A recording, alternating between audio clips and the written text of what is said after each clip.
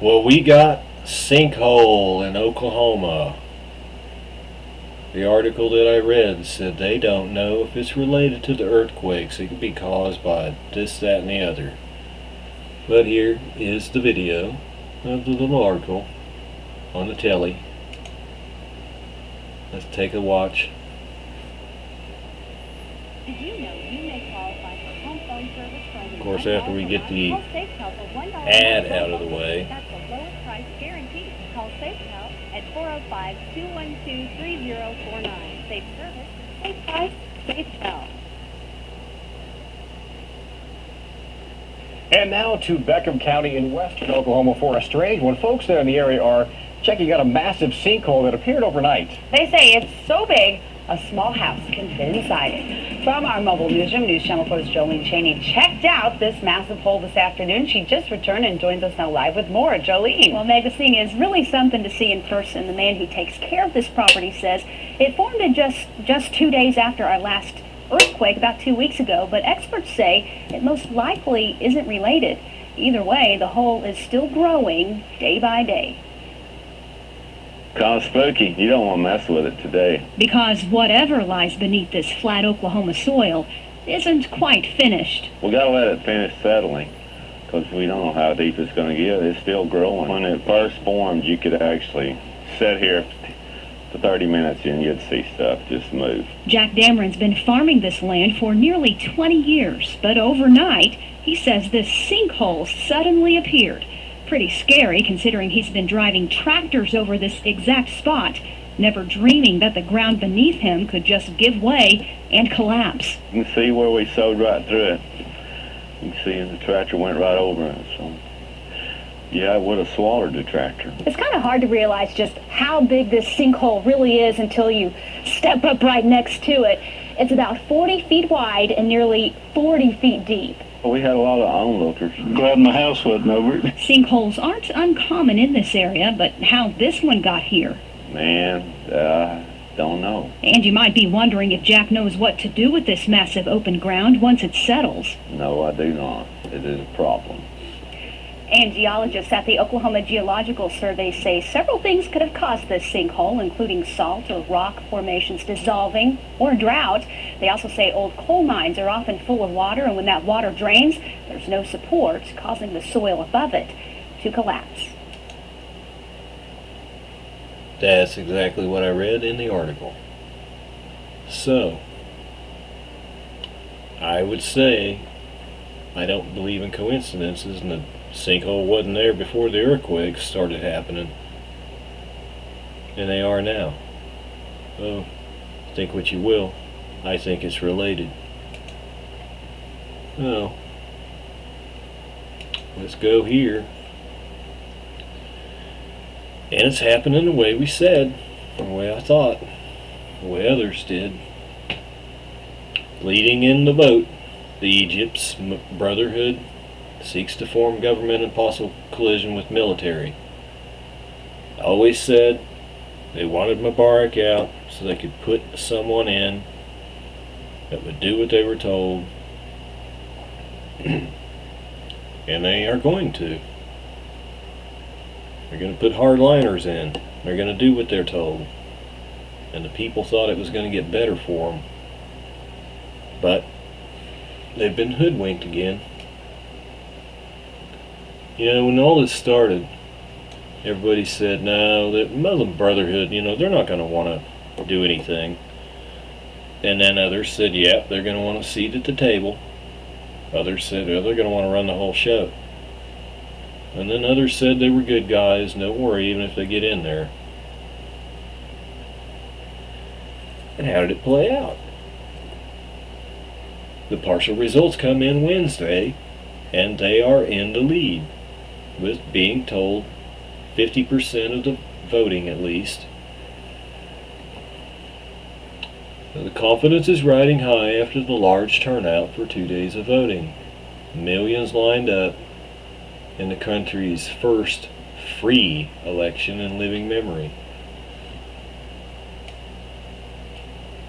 It didn't say anything about not being rigged.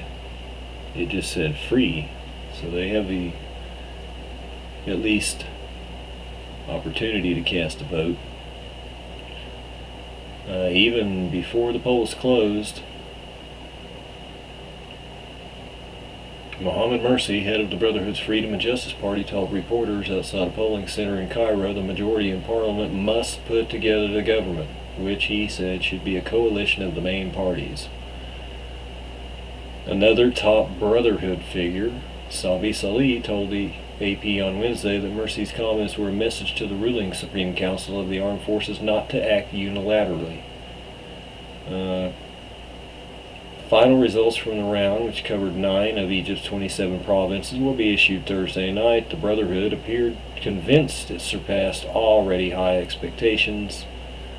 Salih boasted the group won 50%. The true extent of its win was not yet known. In rural provinces, in particular, the main party of the ultra-conservative Islamist Salafis, who are more hardline than the Brotherhood even. Wow. They're harder core than the Brotherhood. Appeared to do surprisingly well, cutting into the Brotherhood vote. Ooh. Harder core scumbags cutting into the other guys. Wow. You got infighting over there of the hardcore. Okay. A collision between the military and the Brotherhood over the next stage of the transition would add yet another layer of turmoil in this nation of 85 million.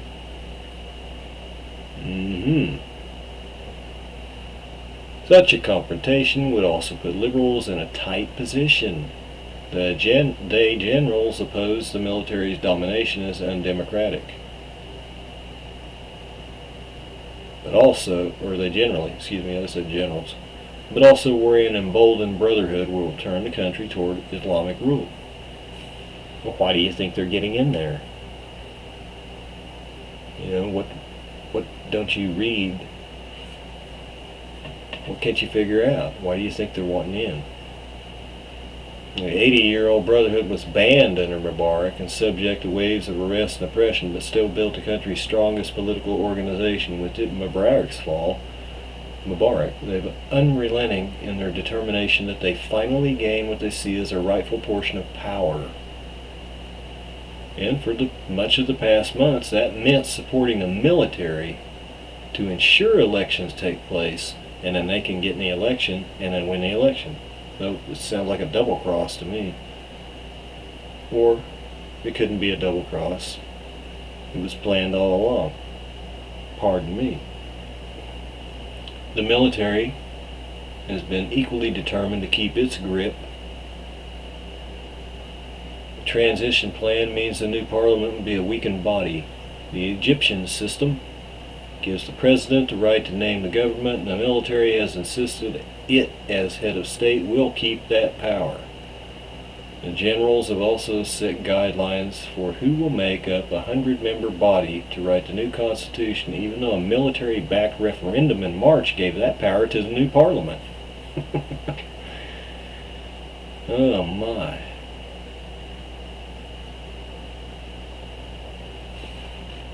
What else are they saying here? Salih said the Brotherhood would seek a broad government, including liberal parties, not a strictly Islamist coalition with the Salafis.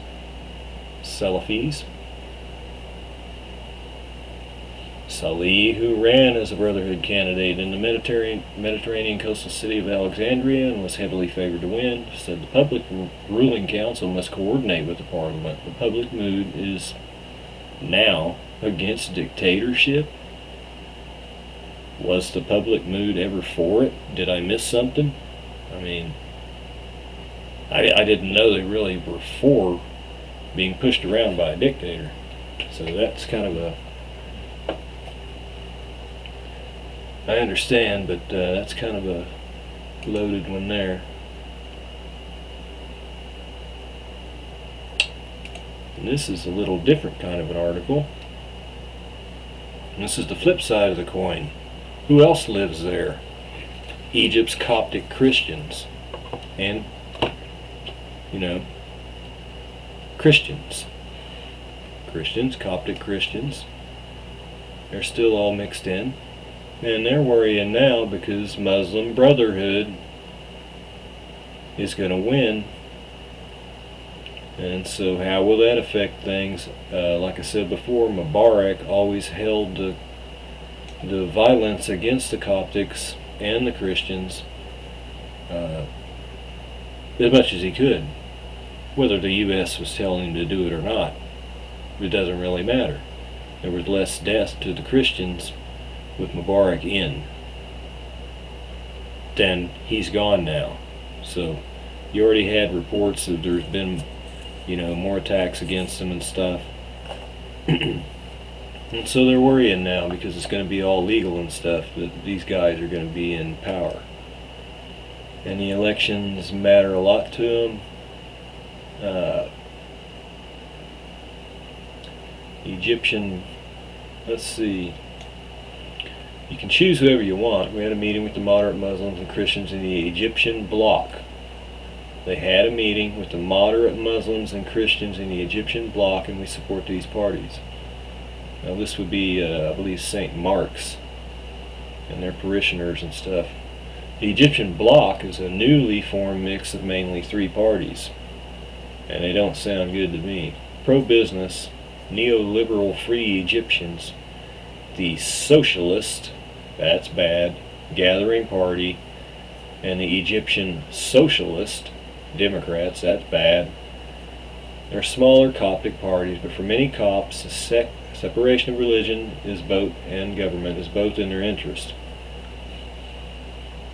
As Egyptians and Christians who defend themselves against the potential introduction of Islam into politics. And let's see here. For people that don't know, Copts, Coptic Christians, the largest Christian majority in the Middle East, are Egyptian Christians whose ancestors date to the 1st century and who now number 10 million in a country of 85 million. So they have a long, old lineage.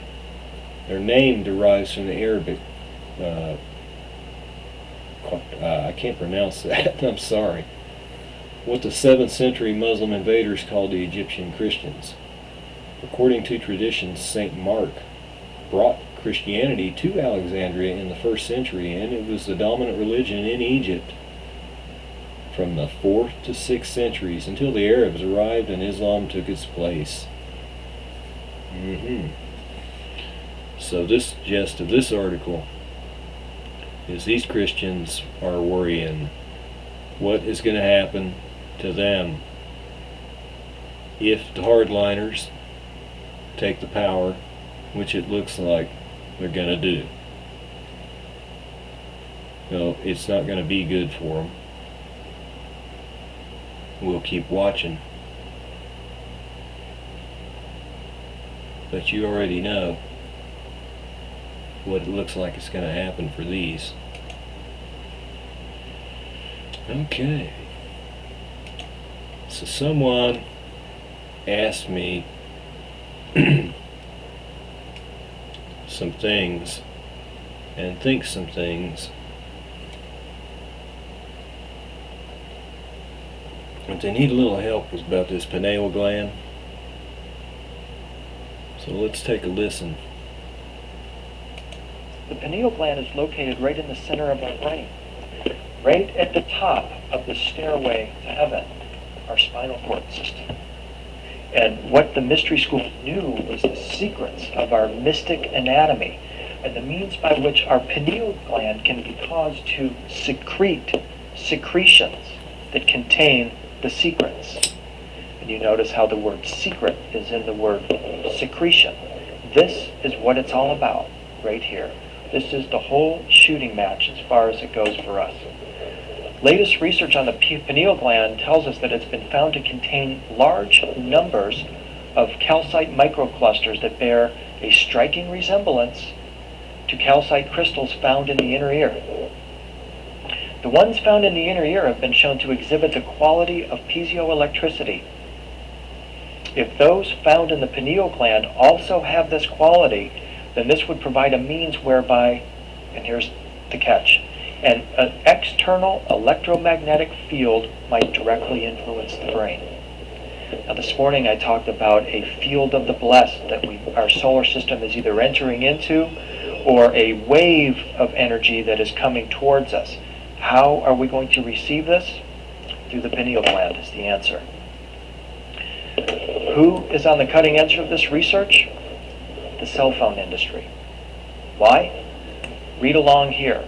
It should be noted that these are initial findings of an ongoing study on bioelectromagnetics, the calcite microclusters in the pineal gland of the human brain. And they say that these are initial findings, but given the proper opportunity, this study may yield results that are of great significance in the area of mobile phones and health. Why mobile phones? Well, the answer is what they're finding is that we have these calcite microclusters that dot our pineal gland. They're wireless transmitters. I mean, this is really a pain to carry around a cell phone. So let's get rid of the cell phone and just use the calcite microclusters already in the pineal gland as a wireless transmitter. I'm going to show you the intermediate step here in a moment, but that's the focus of this research, and that's why it's so important. Scientists theorize that this crystalline deposit on the pineal gland might provide the missing link between the electromagnetic radiation and biological effects. What they say is that a biological system, a human biological system, might behave in some way like a radio receiver. A radio receiver amplifying a very small signal through a process of resonance. A very small signal, say for example 1 beam from the center of the Milky Way galaxy, that the pineal gland can be used to tune into and receive that resonance. Only if you know how to lift the serpent within.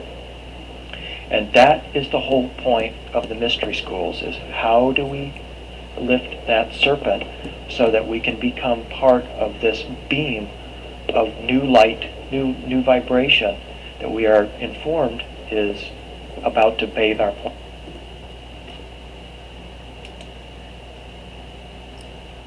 Well, that was interesting, wasn't it?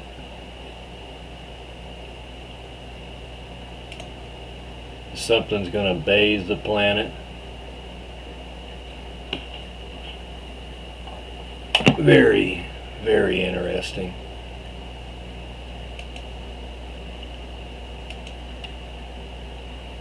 Did you hear him talk about the serpent? A serpent from within. You understand now about the third eye? The pineal gland is the likely source of the creation of DMT within the human body. The gland is located in the exact center of the human brain, small as a pea, surrounded by a cerebrospinal fluid. It's in the center of the brain in a tiny cave behind and above the pituitary gland, which lies a little behind the root of the nose. It is located directly behind the eyes, attached to the third ventricle. It is called pineal because it resembles a pine cone in shape, hence the pine in the pineal. And this fact is seen throughout the world religions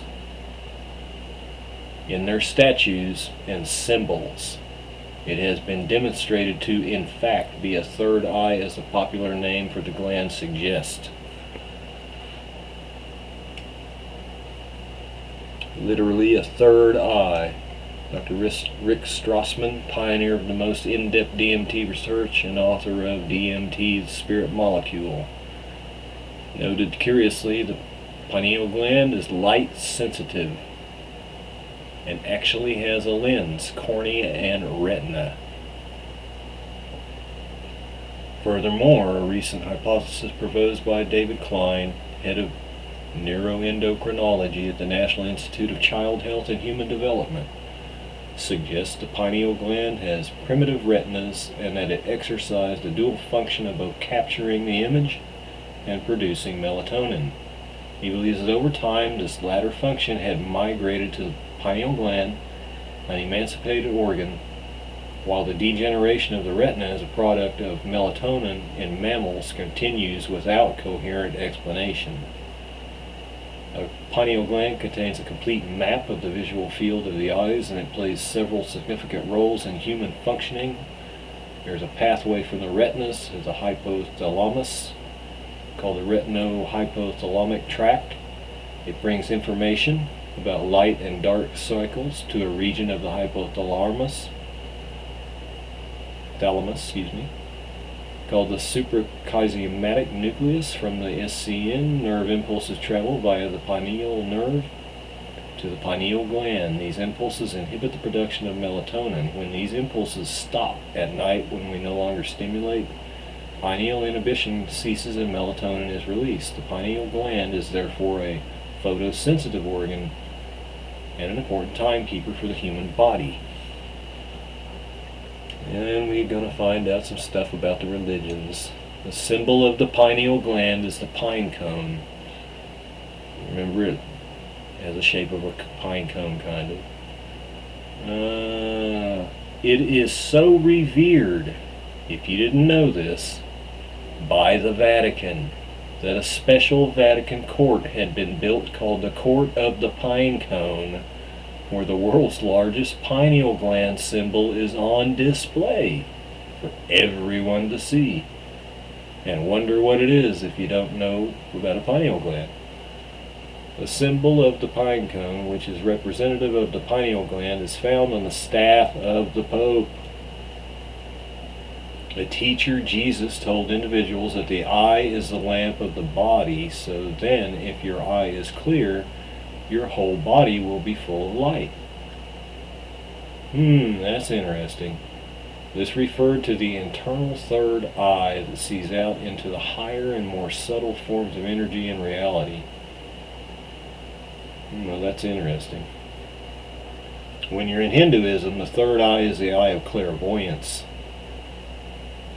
Okay, I got a friend of mine, I hope he's watching.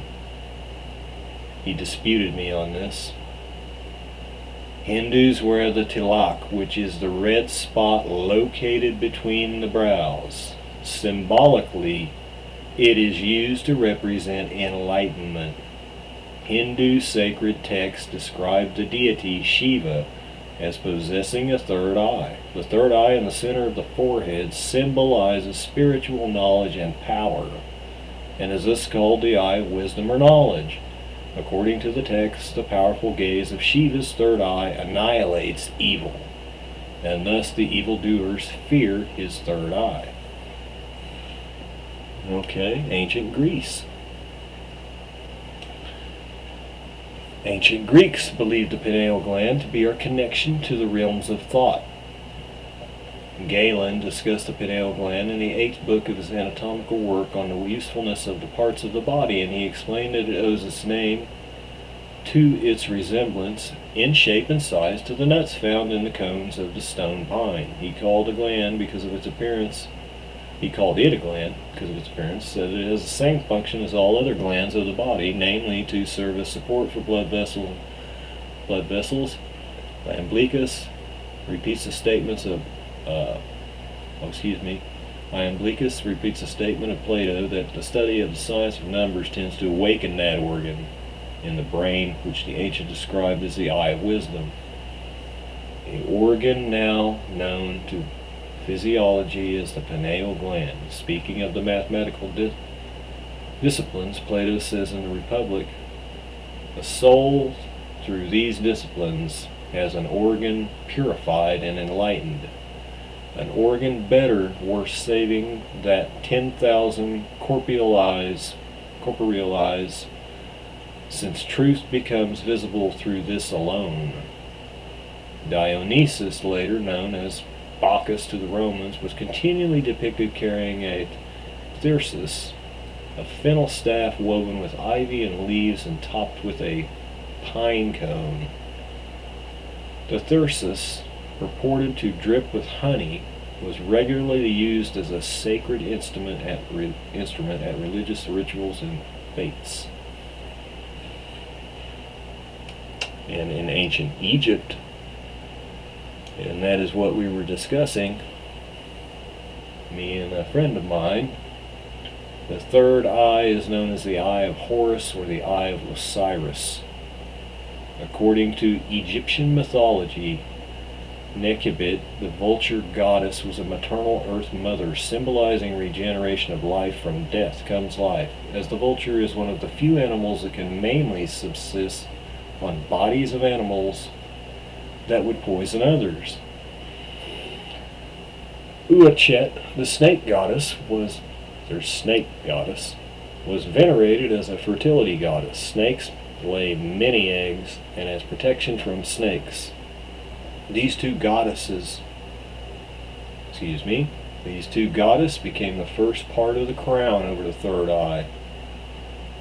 Later, the snake goddess became associated with the serpent fire, its power came out at the third eye instead of at the top of the head, which became associated with another god. Modern scholars and philosophers have noted the staff's symbolic parallels to the Indian Kundalini, a spiritual energy in the body depicted as a coiled serpents rising up from the base of the spine to the pineal gland in the moment of enlightenment.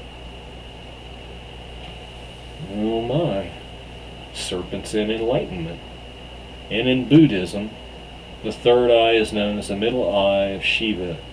Furthermore, images and statues of the Buddha show him with a pine cone-like covering on top of his head. In Buddhist meditation, one of the objectives is to activate the third eye in order to become aware of the experience of the primary reality. It's been noted that the pineal gland is affected by coherent electromagnetic fields, and it changes its hormone production when exposed to EM radiation at low levels. Since the Earth has the greatest effect of any force on our physiology, it is most likely that the cells of the human body and brain align with it. All life within the envelope of Earth's vibrational influence attempts to match base frequencies. Vibrations. It's a transmitter receiver.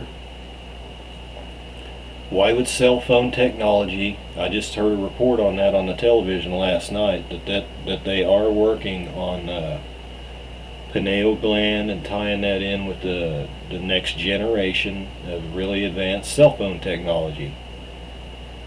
And that video we watched is 2 or 3 years old, but it's right on the mark, because they are researching doing stuff like that right now.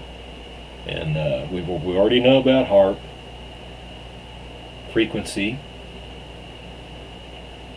pineal gland receiver transmitter. Nick Begich has already taught us that they can do those things, and they do have a patent on that, so they know something too. We just went through all these different cultures. Vatican, Pinecone, Pineal, all of them knew something and know something.